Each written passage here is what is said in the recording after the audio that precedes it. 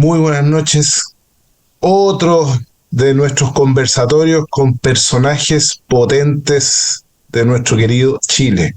Hoy día vamos a conversar con don Juan Sutil. Juan ya es conocido porque además de tener una carrera empresarial muy distinguida, además ha tenido una carrera política de dulce y de agraz, de lo que vamos a conversar ahora, porque fue candidato a la nueva constitución, al desarrollo de la nueva constitución y sacó muchísimos votos, pero por un tema de paridad de género me parece que no pudo estar hoy día en la convención como de seguro habría sido su deseo. Juan, tú eres marca registrada para mucha gente vinculado fundamentalmente al campo y vinculado al desarrollo agropecuario.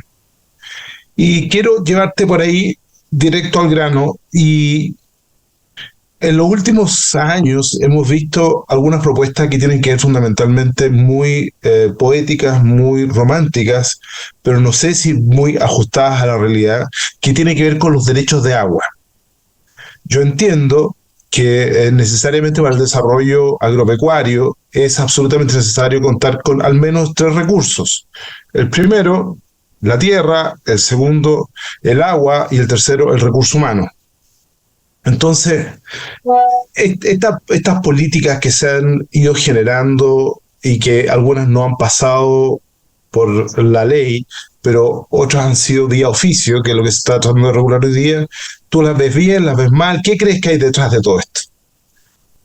A ver, primero agradecerte, Ricardo, la invitación a Unidos por Chile. Me siento muy orgulloso de ser invitado, así que muchas gracias.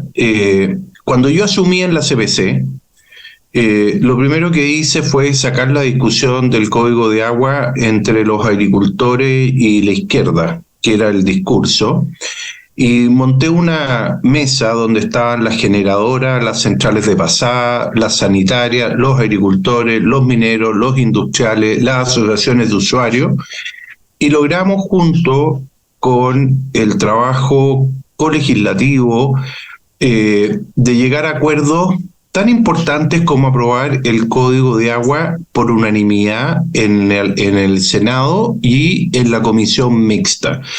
Salvo una votación que el senador Urresti se abstuvo, todas las otras votaciones fueron 5-0, y eso lo hicimos durante un año de trabajo que nos reuníamos todos los viernes a las 9 de la mañana y conversábamos con los respectivos senadores para hacer ver la importancia de la aprobación del código, y se aprobó transversalmente. Entonces, yo creo que se aprobó un muy buen código de agua. Y aquí lo que persiste es el trabajo constante de un sector duro de la izquierda que quiere imponer muchas veces las cosas por sobre la democracia o sobre los acuerdos que se construyen las leyes. Y eso es lo que está ocurriendo con el Consejo de Cuenca, que es una iniciativa que no tiene ningún respaldo legal, que lo que quiere es apropiarse un sistema que ha funcionado exitosamente en Chile. Yo soy agricultor, la gente me conoce, tú lo dijiste, es marca registrada, pero yo hice agricultura y he hecho agricultura en España, en México, en Guatemala, en Perú, en Argentina, y debo decir responsablemente que donde mejor funciona el sistema de distribución de agua es precisamente en Chile. Entonces, aquí hay una discusión ideológica absurda. Es como cuando se habla del extractivismo, que también es absurdo, porque cuando los países tienen una matriz productiva, construyen su economía de segundo piso, tercer piso, en función de las ventajas comparativas. Y para los agricultores, como para las centrales de pasada, como para las generadoras, como para las sanitarias, es fundamental el derecho que se adquiere a través de una concesión, que el agua es de todos los chilenos, pero se entrega a través de un derecho. Y ese derecho también es muy importante que sea transable, o aunque a la izquierda dura no le guste, porque es la mejor manera de asignar esos recursos. Juan, perdona que te desafíe con algo. Lo que tú relatas evidentemente tiene un sentido y una lógica, y además si es que ha habido una trayectoria, un comité de expertos funcionando en el sentido, ¿por qué la izquierda dura, como tú señalas, busca de alguna manera cambiar el estatus de lo que funciona? ¿Y qué es lo que hay detrás? ¿Hay una forma distinta? ¿Hay un sentido de que se ha aprovechado un grupo de personas del agua? ¿O sencillamente hay una suerte de inmovilismo ideológico como una suerte de religión? ¿Qué es lo que crees tú de fondo que hay en la izquierda dura de insistir con este tema tan permanentemente? Yo creo que es parte como de un proceso ideológico extremo. A mí me cuesta entender que a la altura de la civilización todavía la gente piense como pensó Marx en inicios del siglo pasado, ¿no? Cuando ya los medios de producción cambiaron, la convivencia de los seres humanos cambiaron. Y bueno, en la izquierda no se te olvide que el Partido Comunista tiene en su ADN una cosa que se llama diálogo o conflicto. Yo lo he ido entendiendo en la medida que he ido leyendo y he ido conociendo y me tocó negociar con ellos durante mi estadía en la CPC. Entonces, cuando tú tenés al frente gente que construye en función de un diálogo, en función de sus propios intereses, y si no consigue esos intereses recurre al conflicto, tú logras entender por qué tienen esta percepción reguladora de este como monstruo que es el Estado, donde ellos quieren de alguna forma regularlo todo, y especialmente aquellas cosas que funcionan bien. Y eso se manifiesta no solo en el agua, Ricardo, se manifiesta en muchas otras materias que han funcionado bien. Ahora, yo soy de los que piensa, y con esto quiero cerrar lo del agua, que no puede haber especulación. O sea, y lo voy a poner un ejemplo, no puede ser que un señor llegue a Río Bueno y inscriba, no sé, 6.000 litros a título gratuito, y después llegue Ricardo Toane con Juan Sutil que quiere hacer una central de pasada y no lo puede hacer porque el otro señor hace 10 años tomó un derecho de agua sin justificación. Y eso quedó corregido en el Código de Agua, y también está corregido porque ese señor tiene que pagar los derechos y tiene que pagar patente, y eso ha permitido que vuelvan a manos del Estado y de todos los chilenos muchos derechos de agua que estaban ahí esperando especular. Y si quieren hacerlo, bueno, tienen que pagar por ese beneficio. Perfecto. Eso significa, también para terminar con el tema del agua, que de alguna manera este nuevo código que ha sido conversado y consensuado corrige algunas deficiencias que había anteriormente y que se prestaba para algunos abusos, entre ellos lo que tú señalas, que alguien inscribía sus derechos de agua y de alguna manera después los transaba sin haberlos utilizado absolutamente nunca y sacaba provecho al respecto, y sobre todo utilizando, no sé, algunos pitutos políticos. Pero tú hablaste de una cosa que es muy importante, que es el Estado. Entonces, toda es una pregunta directa al cuello. ¿Tú crees que realmente hay hoy día 100.000 nuevos trabajadores en el Estado cumpliendo una función de generar valor en el país? No, bajo ningún concepto.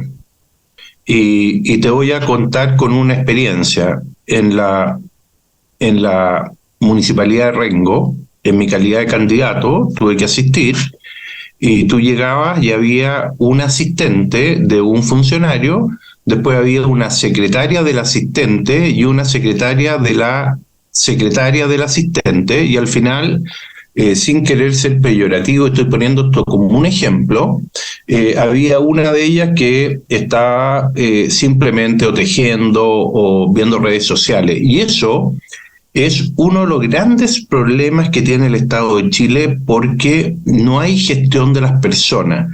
Y yo soy de los que piensa que así como los privados funcionamos por el Código del Trabajo, que nos regula nuestra relación en función del mérito, el trabajo, el objetivo, la meritocracia, la carrera funcionaria, etcétera, etcétera, en el Estado eso no sucede, porque tú puedes comprender que no puedes desvincular con el código que tienen los profesores, con el código laboral que tiene el estatuto administrativo del sector público, el estatuto administrativo de la salud, el estatuto administrativo de los profesores, Y eso, mientras Chile no pueda hacer gestión pública, es muy difícil que podamos tener un Estado eficiente. El resto lo podemos resolver. Y ahí yo creo que estos 100.000 empleos de ser efectivo, en su totalidad, porque efectivamente hay un porcentaje muy alto, yo creo que es un gasto oneroso que atenta contra aquellas personas que más lo requieren y lo necesitan para poder asignar esos recursos en salud, en educación, en vivienda, en asistencia social y no en favoritismo que pueda tomar un gobierno. ¿Y cómo le metes bisturí, Juan? Porque estamos los dos de acuerdo. La gestión eficiente y eficaz de los recursos es una condición básica y que en cualquier empresa es apremiante, porque efectivamente si tú tienes un área de desarrollo que lo único que hace es perder plata, quiero recordarle a quienes nos escuchan que la ENAMI en los últimos 18 meses perdió 275 millones de dólares. Multipliquen 275 millones de dólares por 870 pesos, que Álvaro del Rey se da cuenta la friolera. Ahí hay por lo menos 3 hospitales que se perdieron fáciles. Entonces, porque no hay de alguna forma un control de eso. Pero ¿quién le hinca el diente? Porque claramente ha sido el aparato público, ha sido cooptado o tomado por poderes políticos. Entonces, ¿cómo en democracia tú logras efectivamente cambiar un poco el eje? ¿Cómo le dices al funcionario público que de alguna manera ha hecho carrera, pero que le ponen a él y sobre él alguien que viene ahí por pitutos políticos, independiente del color que sea, por pitutos políticos, y él se le trunca su carrera? Es todo como un círculo perverso. Entonces, ¿cómo harías tú en democracia para cambiar este sistema?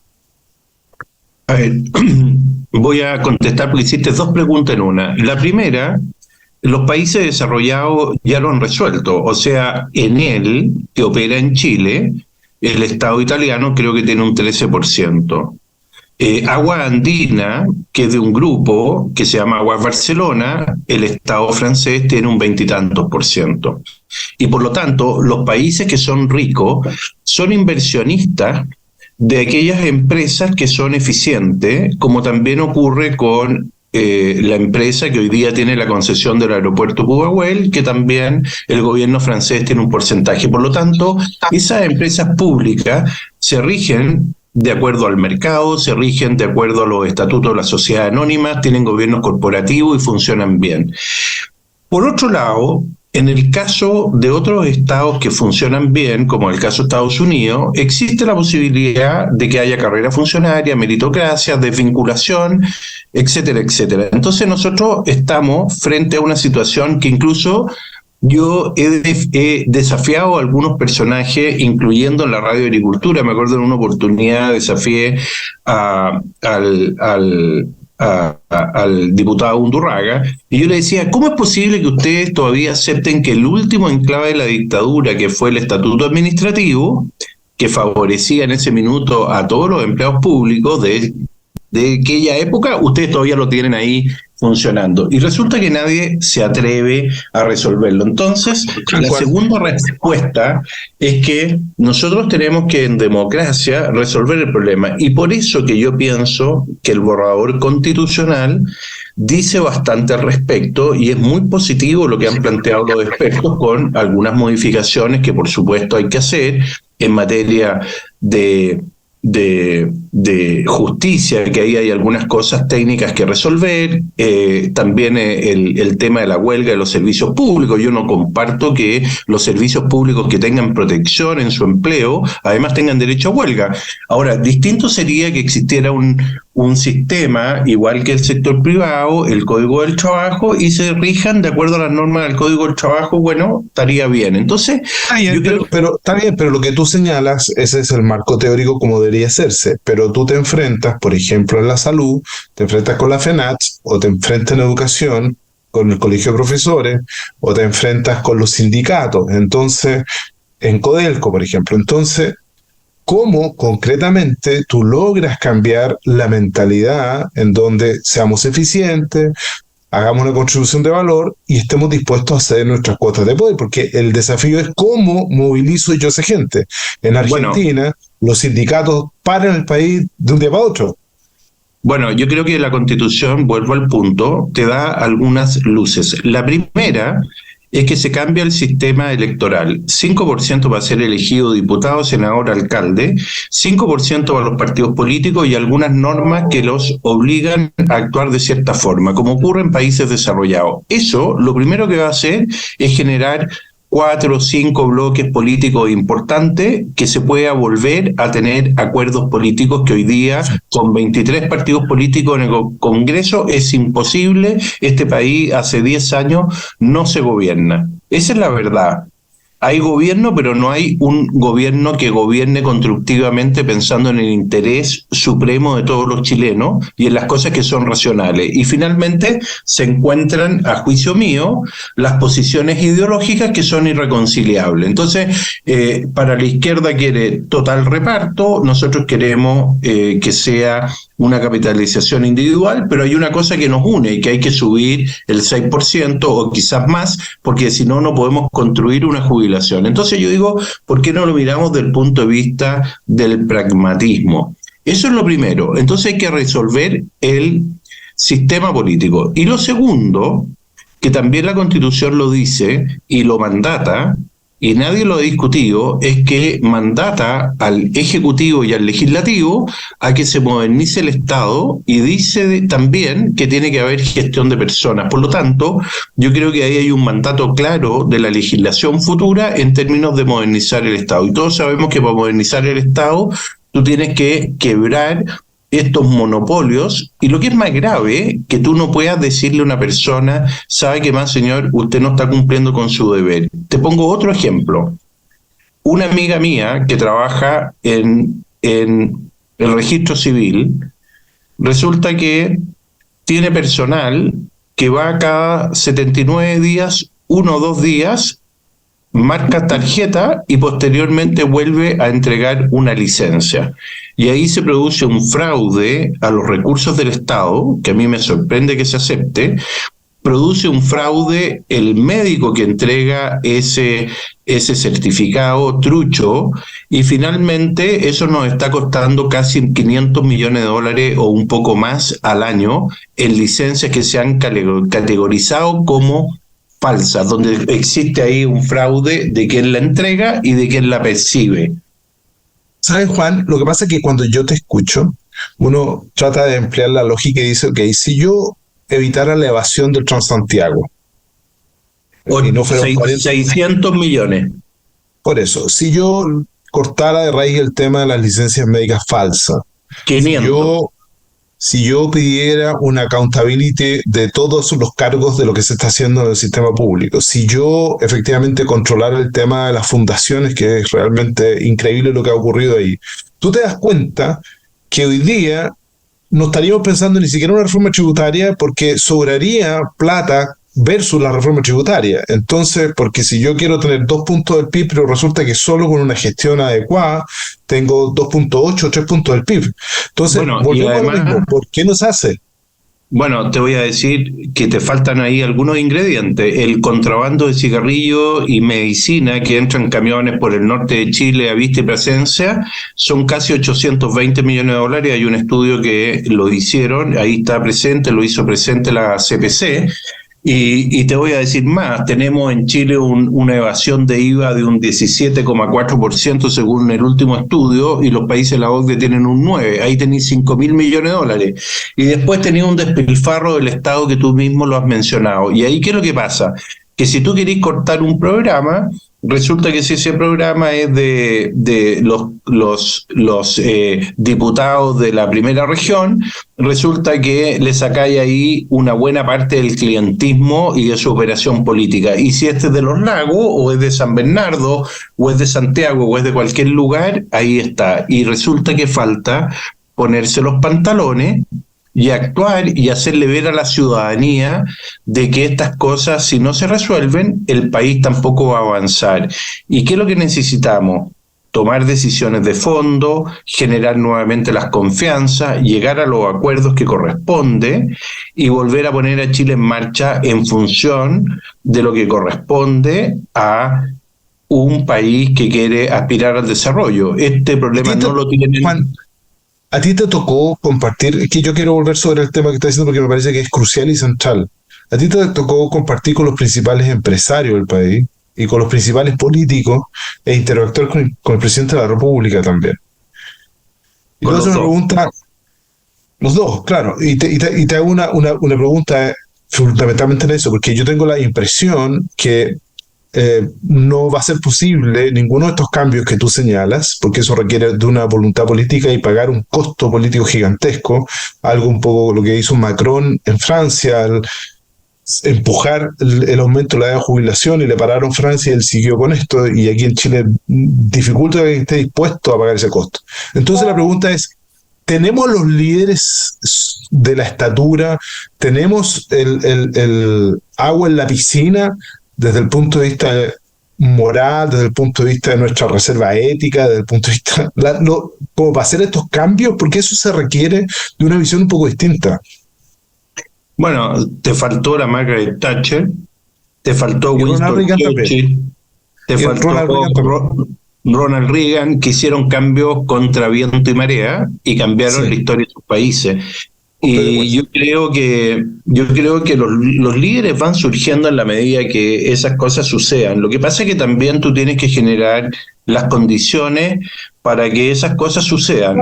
Es imposible, por mucho que haya un líder, si no hay un cambio en el sistema político de cómo se eligen los grandes bloques, porque es imposible que ese líder llegue a acuerdo. A mí me tocó trabajar con el presidente Piñera 2 años y créeme que algunas cosas se lograron acuerdos porque yo las intermedié. Partiendo por el código de agua que te acabo de mencionar, me tocó también participar en los mínimos comunes, me tocó participar en la reforma tributaria de la PGU para negociar las exenciones tributarias, y si no hubiéramos participado quizás no se hubieran logrado esos acuerdos. Y ahora me pasó con este gobierno con respecto a la gradualidad, la flexibilidad, adaptabilidad y la convergencia a un trabajo de 40 horas o el sueldo mínimo. Y yo creo que las cosas se pueden construir cuando se hacen con pragmatismo y racionalidad. Y creo que es ahí donde hay una como letra chica, donde el diputado o el partido o el senador o el alcalde o el gobernador están mirando en el cortísimo plazo sin mirar las cosas que son realmente importantes para el país. Y ahí, termino Ricardo, es la importancia de los tan vilipendiados 30 años, donde se construyeron grandes acuerdos a partir del retorno a la democracia y que permitió a Chile bajar del 72% de pobreza a menos del 10% y de ser el país más pobre de América junto con Haití a ser el país más rico. Y eso fue fruto de los acuerdos y los cambios que se hicieron sobre la base de la sustentación de la libertad. Y yo creo que ahí es donde hay que apuntar.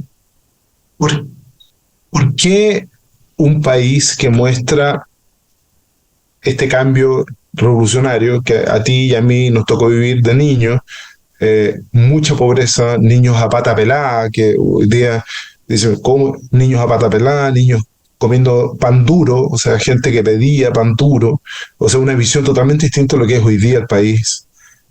Entonces, ¿por qué un país que genera esos cambios tan positivos y tan profundos, con todas las cosas pendientes que puede tener, se compra la tesis de que está todo malo, se compra la tesis del octubrismo? ¿Qué es lo que ocurrió ahí detrás? Yo creo que la debilidad de la centroizquierda, su silencio, su cobardía, primero de defender la obra de los 30 años, después de comprarse un discurso que lo partió la presidenta Bachelet con la desigualdad, y resulta que no es tan así, porque si tú miras, la desigualdad en Chile no está en los ingresos de las personas, está en que las transferencias del Estado no llegan a las personas, porque en España, en Portugal, en Francia, en España, en Alemania, las personas tienen una educación de calidad, tienen una salud mejor de la que tenemos nosotros, tienen una mejor pensión, y eso es porque el Estado efectivamente transfiere correctamente. Y aquí tenemos, y tú lo acabas de mencionar, donde tenemos exceso de personal en el Estado, que es un mal gasto, programas que muchas veces no llegan a las personas y se gastan en burocracia, programas sociales, ojo, programas sociales que no llegan a las personas, mal manejo de los recursos públicos. Fíjate que yo pensaba, y para mí nunca fue una sorpresa de este gobierno y respecto a las incompetencias de algunos de ellos que hoy día gobiernan. Tanto es así que han ido saliendo muchos incompetentes, como por ejemplo el subsecretario Ahumada de Relaciones Exteriores, y muchos de los que han sacado del gobierno por sus propias incompetencias. Y lamentablemente hoy día nos damos cuenta que no solo son incompetentes algunos de ellos, sino que también son ladrones, porque si miramos lo que está pasando con las fundaciones, ahí lo que hay es un acto de corrupción que el propio ministro de Justicia lo reconoce como acto de corrupción, y el propio presidente los tiene que sacar. ¿Y por qué si el ministro, fíjate que hay como un contrasentido en todo esto, ¿no? Y yo comparto plenamente lo que estás señalando. Si el propio ministro de Justicia dice aquí hay un acto de corrupción y hay una maquinaria, esto es como la serie El Mecanismo que montaron en Brasil, ¿no es cierto? Entonces, ¿por qué tú crees que el gobierno no ha tomado parte en ninguna querella? ¿Por qué esta es una cuestión que...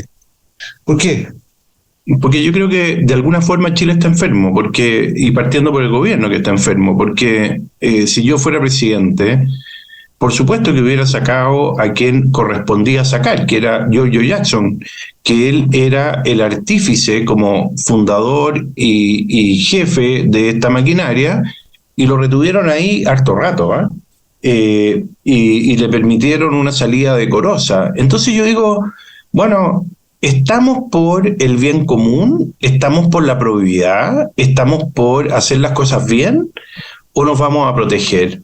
Y resulta que lo que estamos viendo aquí, al hecho de no actuar con ciertas querellas, simplemente que la acción pública la tienen que hacer terceros o las propias fiscalías. Y resulta que finalmente el hecho de no presentar querella es que no vamos a poder de alguna manera saber toda la verdad, y probablemente porque están protegiendo a muchos de ellos. Y ellos, fíjate que criticaron el financiamiento de la política, criticaron el sistema político, criticaron a las autoridades, dijeron que el presidente Piñera era un violador de los derechos humanos, bloquearon la ley Naín Retamal, bloquearon todas las leyes de usurpación, bloquearon las leyes de defensa a carabineros, y bueno, hoy día son gobierno y son incapaces de resolver las cosas como corresponde hacer. Y eso yo creo que es incompetencia, es de alguna forma no solo incompetencia, sino que inexperiencia, y hoy día estamos viendo que esta generación va a pagar un costo muy caro, porque tampoco es clara en decir, oiga, esto es corrupción. Juan, si yo estuviera en una reunión social y le dijera a un amigo, oye, fíjate que yo vivo en un país donde mis gobernantes montaron un mecanismo para defraudar totalmente y han mostrado en todas las áreas absoluta poca experiencia y poco conocimiento y poca destreza en desarrollar, en todas las áreas, en ninguna área han mostrado excelencia. Yo te aseguro que ese amigo me diría, claro, de seguro, entonces no hay que apoyar a ese gobierno, al contrario, hay que sancionarlo. Sin embargo, cuando tú ves el apoyo que tiene el gobierno del presidente Boric, tiene alrededor de un 25, un 27%. El gobierno del presidente Piñera llegó a un 8, un 9%, porque eso significa que su base de apoyo lo censuró y lo cuestionó de cómo reaccionó frente a algunas circunstancias. ¿Por qué tú crees que el presidente Boric, mostrando una absoluta incapacidad para resolver problemas reales, sigue teniendo un 25, un 27% de apoyo? Muy simple, porque él le habla a su galería. Es como que si el presidente Piñera el día 19 de octubre hubiera dicho yo voy a ir a la guerra y voy a sacar a los militares a la calle, y él optó por la vía institucional y democrática. Yo creo que la historia al presidente Piñera le va a reconocer aquello. Sin embargo, eso hizo que cayera estrepitosamente en su adhesión. Y ahí yo creo que él actuó correctamente, y tuvo los pantalones de soportar aquello. Y por otro lado, no hay que olvidarse que tuvimos un proceso 4 u 8 años antes, 2 procesos legislativos con nuestro actual presidente, con nuestros actuales ministros, que eran diputados y diputadas, torpedeando y destruyendo y deconstruyendo la institucionalidad del país. Y yo creo que el presidente Boric lo que hace es que le habla a su galería, y lo hace permanentemente. Fíjate que se va a España y condecora o le entrega una medalla al señor Garzón. Y además lo plantean como que es un acto fortuito, de casualidad, y como que hubieran dado con la medalla en la mano. Y eso, en el fondo, lo hace para su galería. Va a ENADE, le da un discurso al sector empresarial donde uno dice, chuta, en realidad el hombre está cambiando para bien. Y acto seguido hace una red de televisión en la noche para decir que el litio lo va a explotar el 51%, lo va a explotar el 51% el Estado, y todavía por empresas que pierden plata, como tú bien dijiste, Enami, 271 millones de dólares, que para que la gente entienda, son 240 mil millones de pesos que le podrían cambiar la vida a miles de chilenos. Entonces uno dice, chuta, si él le va a seguir hablando a ese voto duro y no gobernando al país, yo creo que está siguiendo un poco el mismo camino que siguió Allende. Acuérdate que Allende, cuando asume en el discurso en el Estadio Nacional, Allende, que lo consideran que ha sido tan buen presidente, este mismo 25%, que para mí es el peor presidente que ha pasado por la historia institucional de Chile, porque llegó al país a un enfrentamiento a extremos, a la destrucción productiva, a la migración masiva de la gente que se iba de Chile, y todo eso ocurrió bajo su mandato. Y finalmente Allende llega al poder y lo primero que hace en el Estadio Nacional, dice que él no es el presidente de todos los chilenos, sino que es el presidente de la Unidad Popular. Y yo creo que si Boric hace lo mismo, va a pasar sin pena ni gloria, y yo creo que eso es una realidad. Y yo creo que él está enfrentado hoy día a desafíos muy importantes, partiendo por aprobar este proyecto constitucional. ¿Cómo es para adelante el gobierno? Porque algunos politólogos, algunos comentaristas hablan de que al perder su proyecto constitucional, hay que recordar que la primera versión, el presidente Boric dijo: yo avalo que esto, y yo estoy de acuerdo, y yo soy el guaripola de esto, y yo represento, por lo tanto, lo mejor de esta constitución, y perdió. Y después la segunda derrota con la elección de los consejeros, donde también perdió en forma importante, y ahora con la salida de George Jackson, que era de alguna forma su mano derecha. ¿Tú crees de alguna manera que el gobierno va a tener un segundo aire, se va a recapitalizar, va a reensoñarse, o de alguna forma los próximos 2 años, en el fondo, qué es lo que nos espera?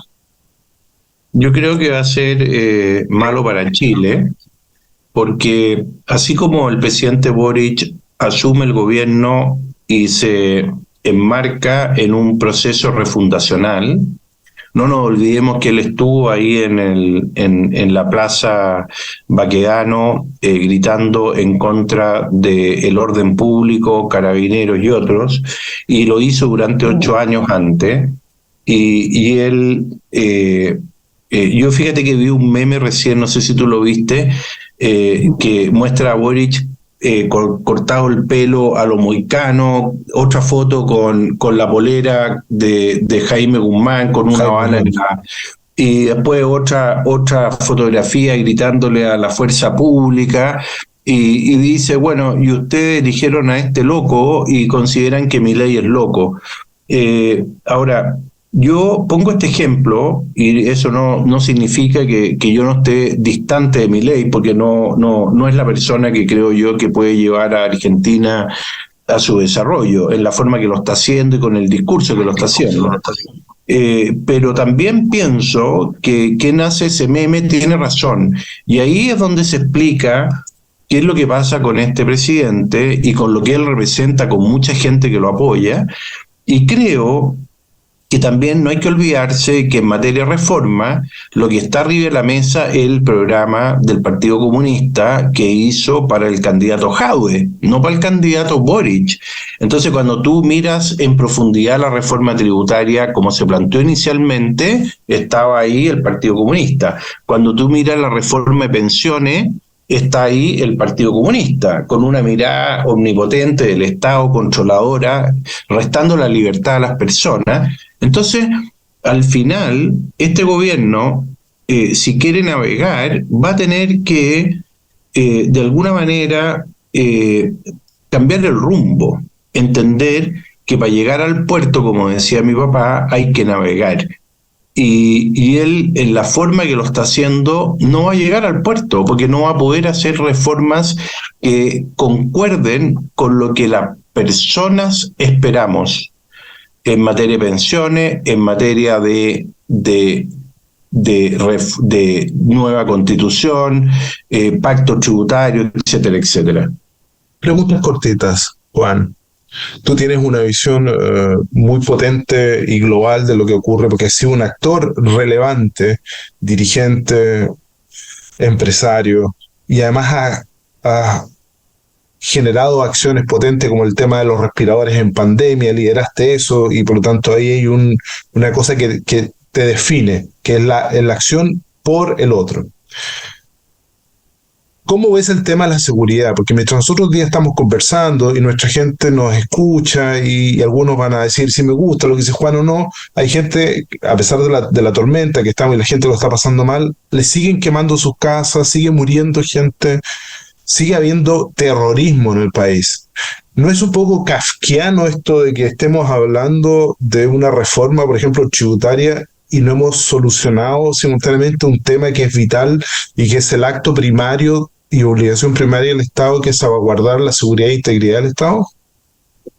Bueno, por eso que te digo yo que el barco es difícil que llegue a puerto, porque cuando tú tienes que la ley Naín Retamal se aprueba, después de que murieron muchos carabineros y carabineras, y fruto de la presión de la ciudadanía que lleva al sector político, en este caso a los diputados y senadores, a llegar a un acuerdo, y resulta que lo primero que hace el Partido Comunista y el Frente Amplio es recurrir al Tribunal Constitucional, y resulta que la noche siguiente asesinan a una sargento de carabinero en la Quinta Región, y resulta que eso lleva al Partido Comunista a recular. Eso te da cuenta de la inconsecuencia de la mirada de los problemas reales que tiene la sociedad. Eso te pasa hoy día con la ley de usurpación.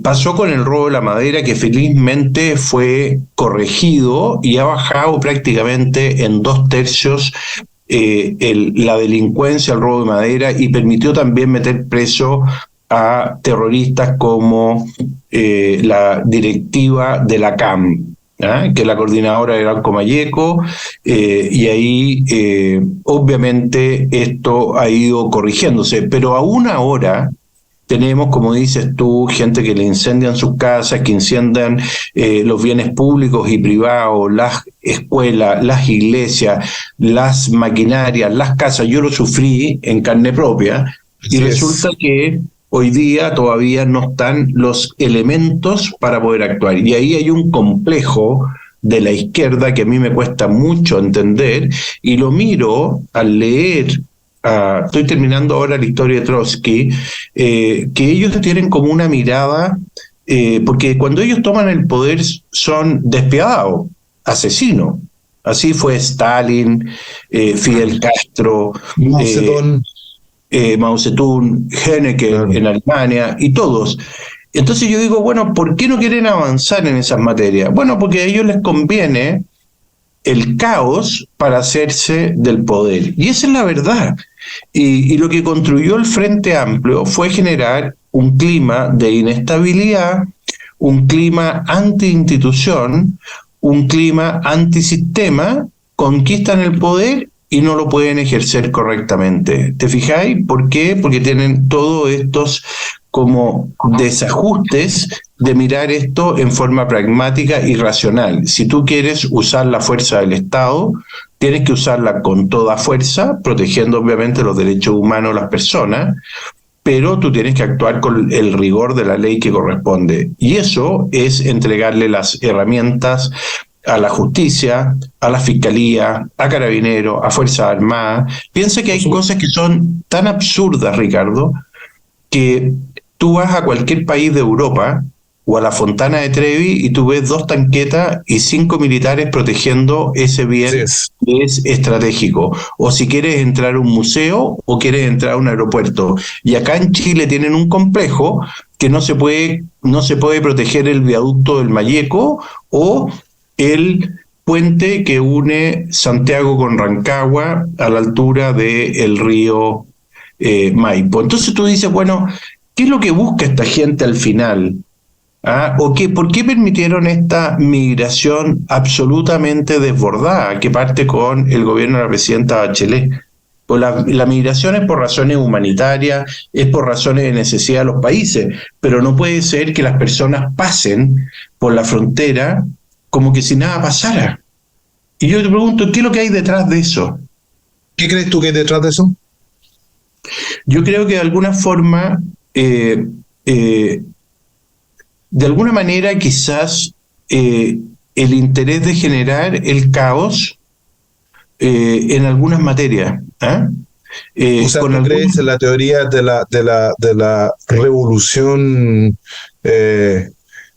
de alguna manera subterránea, un poco gramsciana, ir generando toda esta convulsión institucional y además con esta gente en las calles, tomándose las calles? ¿Tú crees que sí, ha habido un poco de eso? bueno, sí, pues, ahora, lo que ellos no tenían en cuenta era que la buena sensatez y la inteligencia del chileno, porque cuando se corrige la votación obligatoria, sale el chileno y la chilena real a decir, yo quiero vivir en paz, yo quiero tranquilidad, yo quiero que haya efectivamente mayor preocupación, mejores servicios que entregue el Estado, pero piensa que hoy día las encuestas dicen, señor, yo no quiero perder la posibilidad de educar a mis hijos de acuerdo como yo quiero, elimíneme la tómbola, yo quiero tener la posibilidad de tener salud pública y privada, yo quiero que mis ahorros provisionales sean míos y usted no me los robe. Eso es la verdad lo que está pasando. Y eso no Juan, le va a permitir esta revolución silenciosa. un par de preguntas para ir terminando, porque no quiero abusar de ti, has sido tremendamente generoso, pero quiero un par de preguntas. ¿Vamos a tener a Juan Sutil liderando nuevamente o en la arena política?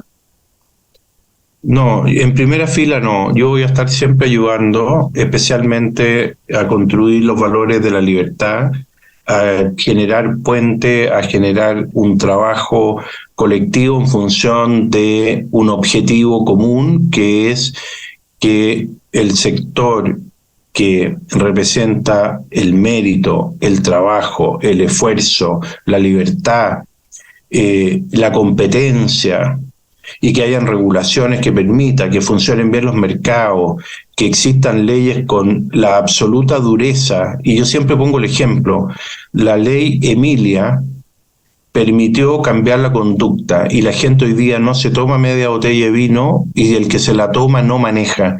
¿Por qué? Porque en vez de un accidente se transforma en asesino, pierde su carnet y se va preso. Entonces yo soy de los que digo, oye, las leyes mientras más duras mejor. Y en ese sentido voy a colaborar siempre que los sectores que piensan que la libertad es fundamental para el desarrollo, para la innovación, para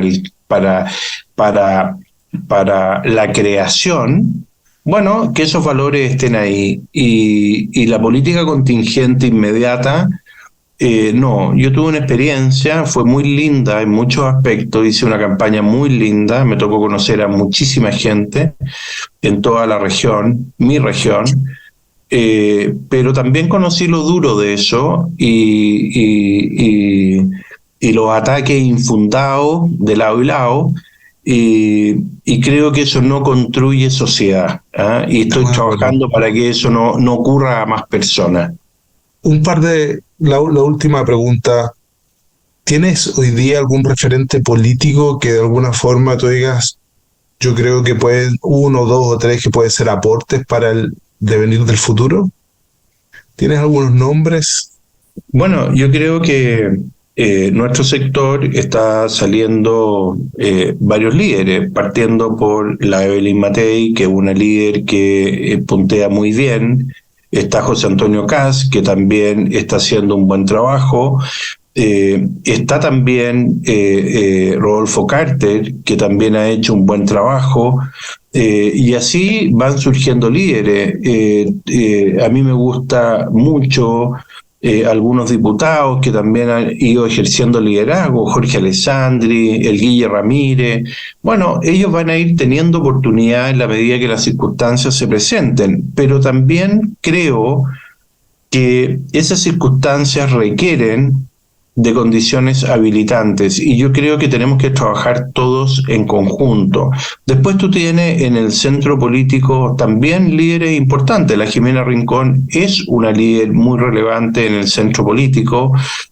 Amarillos ha ido levantando también liderazgo y así van surgiendo diferentes personas que en algún momento, de acuerdo a las circunstancias, pueden lograr juntar voluntades. Hacer su contribución potente. Y juntar voluntades, pensando en lo que es importante para el país y ellos siendo líderes de un proyecto que vaya mucho más allá de sus propios intereses o su carrera política. Juan, créeme que por lo menos para mí y espero que para todos, y estoy cierto que así será, ha sido un privilegio estar contigo una vez más. Siempre disfruto tu claridad y tu visión y además claramente tu amor por Chile y por nuestras tradiciones y te la has jugado y has sido tremendamente consecuente en eso. En lo personal, no solo darte las gracias, sino que desearte el mayor de los éxitos en todo, porque necesitamos a muchos Juan Sutil que pongan su espíritu, su voluntad para construir este Chile que está tan apaleado, pero que en lo personal estoy cierto que si estamos unidos por Chile, lograremos construir nuevamente un mejor país para todos.